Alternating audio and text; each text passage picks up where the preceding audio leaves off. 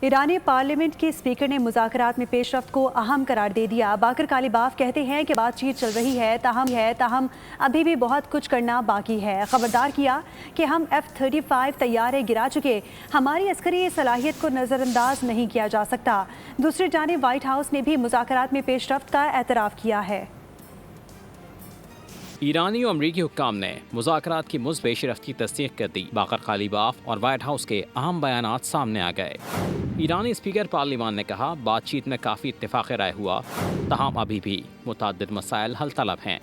ان کا کہنا تھا کہ ایران عسکری محاذ پر بھی غافل نہیں۔ ہم نے حالیہ کشیدگی میں F-35 مار گرائے، جو معمولی بات نہیں، یہ ہماری تیاریوں اور صلاحیت کا عکاس ہے۔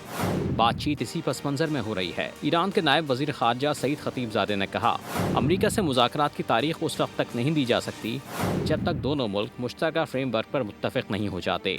دوسری جانب وائٹ ہاؤس نے بھی مذاکرات میں پیش رفت کے حوالے سے اعتراف کیا ہے اور کہا ہے کہ بات چیت کا عمل مثبت سمت میں آگے بڑھ رہا ہے، لیکن ابھی تک کوئی حتمی فیصلہ یا سمجھوتہ نہیں ہوا۔